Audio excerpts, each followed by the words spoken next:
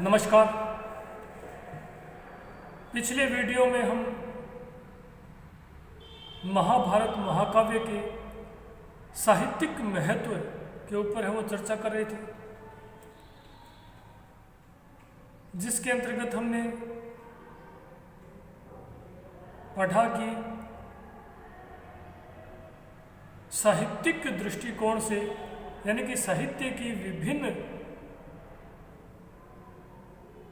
विधाओं या पक्षों के अगर दृष्टिकोण से देखा जाए तो महाभारत महाकाव्य उतना महत्वपूर्ण ग्रंथ नहीं है जितना कि रामायण। अर्थात साहित्यिक दृष्टिकोण से रामायण महाकाव्य का महत्व है वो अधिक है अपेक्षाकृत महाभारत का।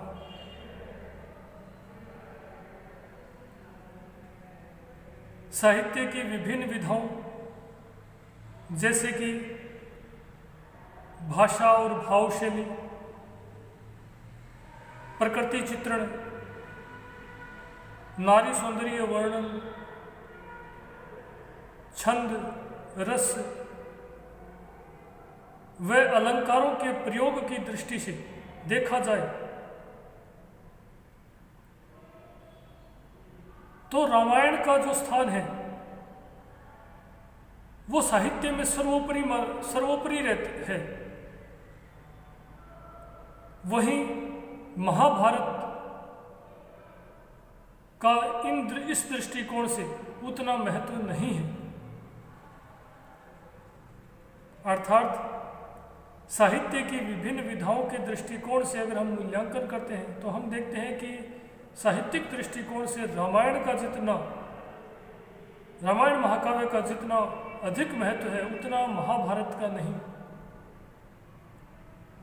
यहाँ तक कि स्वयं महाभारत महाकाव्य के रचयिता वेदव्यास ने भी इस तथ्य को अपने महाकाव्य के प्रारंभ में उल्लेखित किया है और उन्होंने इस ग्रंथ यानी कि महाभारत महाकाव्य की रचना यानी कि उसके प्रणयन का उद्देश्य बताते हुए कहा है कि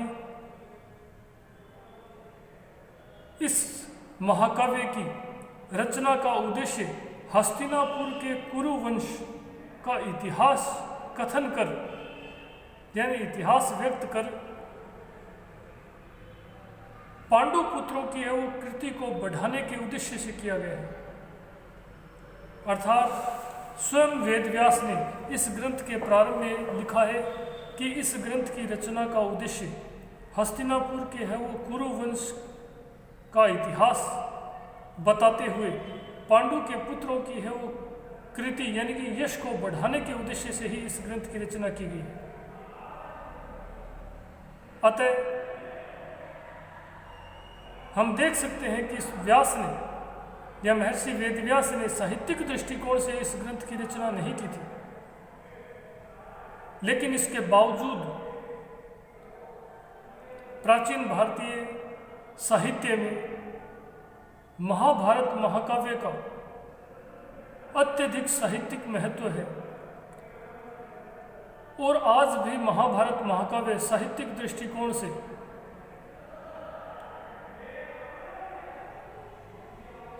दृष्टिकोण से वर्तमान या ऐसा कह सकते हैं कि महाभारत महाकाव्य की रचना के बाद जितने भी परवर्ती साहित्यकार और लेखक हुए, मनीषी हुए, उनके लिए साहित्यिक दृष्टिकोण से एक प्रकार से हमेशा प्रेरणा का स्रोत ही रहा है और अनेक साहित्यक परवर्ती अनेक विद्वानों, लेखकों और चिंतकों ने महाभारत महाकाव्य को आधार बनाकर ही अपनी रचनाओं और अपने ग्रंथों की है वो रचना की।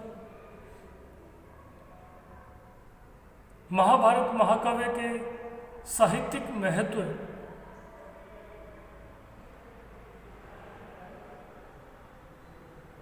को हम अनेक बिंदुओं के अंतर्गत है वो समझ सकते हैं, जिसमें सर्वप्रथम महाभारत महाकाव्य का जो या सबसे महत्वपूर्ण या ऐसा कहें कि महाभारत महाकाव्य का जो सबसे महत्वपूर्ण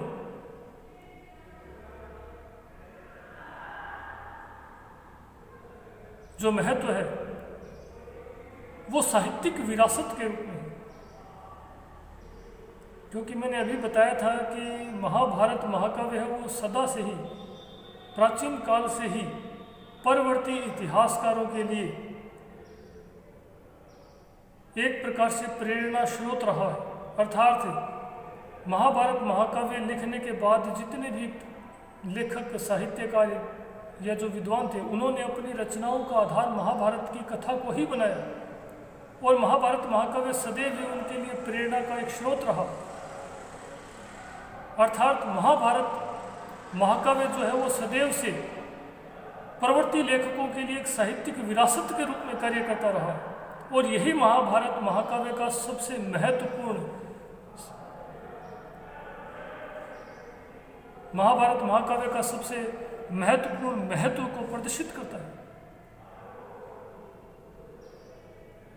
देखिए, महाभारत महाकाव्य का जो सबसे महत्वपूर्ण महत्व है वो साहित्यिक विरासत के रूप में है।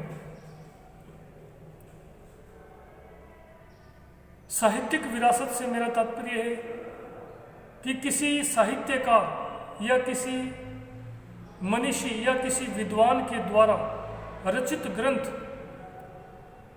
अपनी भाषा शैली, अपनी भाषा भाव शैली, जीवन दर्शन, नीति बोध और अपने प्रतिपादित आदर्शों के कारण अगर परवर्ती साहित्यकारों के लिए प्रेरणा स्रोत बन जाती है, तो ऐसे साहित्यिक रचना एक प्रकार से साहित्यिक विरासत कहलाती है या साहित्यिक विरासत के रूप में स्थापित हो जाती है। और महाभारत महाकाव्य भी एक ऐसी ही रचना है जिसने सदैव परवर्ती साहित्यकारों के लिए एक प्रेरणा स्रोत के रूप में कार्य किया। इसी कारण महाभारत महाकाव्य को साहित्यिक विरासत की श्रेणी में सर्वोपरि स्थान है वो प्राप्त है।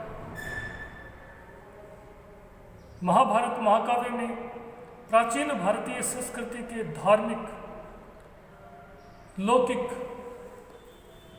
नैतिक आदि स्वरूपों को, यानी प्राचीन भारतीय संस्कृति के जो धार्मिक, नैतिक और जो लौकिक स्वरूप हैं, उन स्वरूपों को विभिन्न साहित्यिक विधाओं यानी कि भाव, भाषा शैली, कथा संयोजन, छंद, रस, अलंकार आदि साहित्यिक विधाओं का उत्कृष्ट प्रयोग करते हुए प्रस्तुत किया गया है।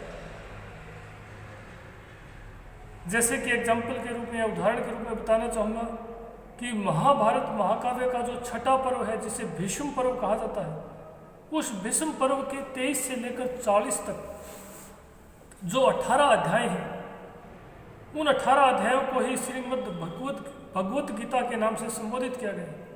अर्थात भगवत गीता जो है वो अलग ग्रंथ नहीं है, महाभारत के ही छठे पर्व भीष्म पर्व जो है उसके 23 से 40 तक जो लगातार 18 अध्याय हैं, उन्हें ही गीता कहा गया है। और गीता में ही प्रथम बार निष्काम कर्म, ज्ञान, भक्ति संबंधी जो जीवन दर्शन और जो आदर्श प्रस्तुत किया गया है, वो विश्व में अन्यत्र कहीं नहीं मिलता। महाभारत में ही पहली महाभारत में ही सर्वप्रथम गीता के अंतर्गत निष्काम कर्म, ज्ञान, भक्ति संबंधी जीवन दर्शन और जो आदर्श प्रस्तुत किया गया है, वो विश्व में अन्यत्र किसी भी ग्रंथ में नहीं मिलता। साथ ही साथ महाभारत महाकाव्य में जो पारिवारिक और सामाजिक जीवन है, उस पारिवारिक और सामाजिक जीवन के विधि निषेधों के साथ साथ, यानी पारिवारिक और सामाजिक जीवन से संबंधित जो नियम और निषेध हैं, उनके साथ साथ धर्म की विस्तृत व्याख्या भी की गई है। यहाँ धर्म से तात्पर्य किसी धर्म या संप्रदाय से न होकर व्यक्ति के व्यक्तिगत धर्म, राजधर्म, नैतिक धर्म आदि विभिन्न प्रकार के जो धर्म हैं, उन धर्मों से। इस प्रकार जो महाभारत महाकाव्य है, उसमें तत्कालीन धर्म, समाज, जीवन मूल्यों, नीति आदर्शों का जो निरूपण है वो विभिन्न साहित्यिक विधाओं जैसे कि भाषा, भाव शैली, छंद, रस, अलंकार, कथा संयोजन, चरित्र चित्रण आदि का उत्कृष्टतम प्रयोग करते हुए प्रस्तुतिकरण किया गया है।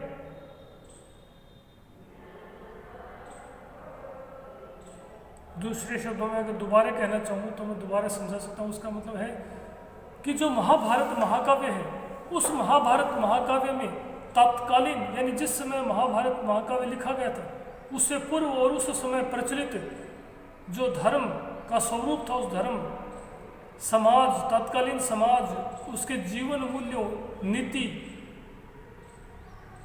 विभिन्न आदर्शों का जो निरूपण किया गया है वो साहित्यिक विधाओं का उत्कृष्टतम प्रयोग करते हुए किया गया है।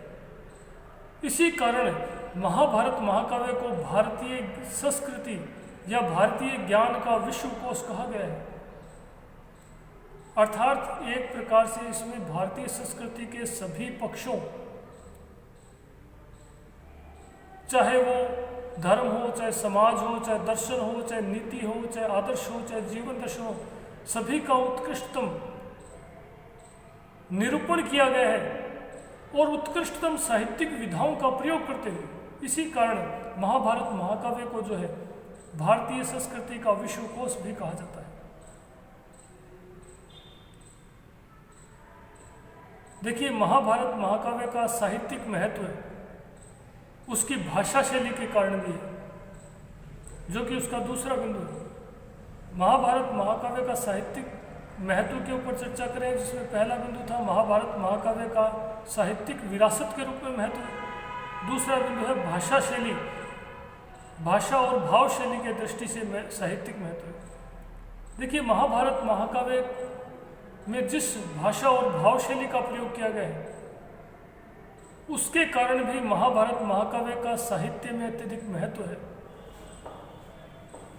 महाभारत महाकाव्य भाषा और भाव शैली यानी भावों के अनुरूप ही भाषा का प्रयोग, दोनों ही दृष्टिकोण से अत्यंत प्रभावशाली ग्रंथ है वो माना जाता है। महाभारत महाकाव्य की जो भाषा शैली है वो भावों के अनुरूप है, साथ ही साथ इसकी भाषा जो है वो अत्यंत ही सहज, सरल और भावनाओं के अनुरूप है वो दिखाई देती है। महाभारत महाकाव्य में भाषा का जो प्रयोग है वो भावों के, भाषा शैली का प्रयोग जो है वो भावों के अनुरूप करने के साथ साथ इसमें भावों और भाषा के अनुरूप ही छंद, अलंकार और रसों का भी उत्कृष्ट प्रयोग किया गया है। यानी भावों का उत्कृष्टतम प्रयोग करने के लिए भाषा शैली में है वो छंद, अलंकार और रसों का भी उत्कृष्टतम प्रयोग किया गया है, जो कि महाभारत की भाषा और भाव शैली को वो अत्यंत ही उत्कृष्ट बनाता है। यद्यपि जो महाभारत महाकाव्य है उसमें वीर रस की प्रधानता मिलती है, क्योंकि महाभारत जो महाकाव्य है वो कौरवों और पांडवों के मध्य संघर्ष की कथा है। इसी कारण इसमें वीर रस की प्रधानता दिखाई देती है, परंतु कहीं कहीं इसमें श्रृंगार रस और साथ ही साथ शांत रस भी दिखाई देते हैं। इसी प्रकार महाभारत महाकाव्य में प्रकृति का चित्रण भी अत्यंत ही अल्प है, यानी प्रकृति चित्रण भी है वो उसको अधिक महत्व नहीं दिया गया है। और अलंकारों में भी उपमा अलंकार का प्रयोग है वो अधिक किया गया है। यानी महाभारत महाकाव्य वीर रस प्रधान है, परंतु इसमें श्रृंगार और शांत रस का भी उल्लेख मिलता है। मुख्य रूप से ये वीर रस प्रधान महाकाव्य है। अलंकारों की दृष्टि से देखा जाए तो इसमें उपमा अलंकार का प्रयोग है वो अधिक किया गया है, परंतु इसमें कहीं कहीं अतिशयोक्ति और मालोपमा अलंकारों का प्रयोग भी मिलता है।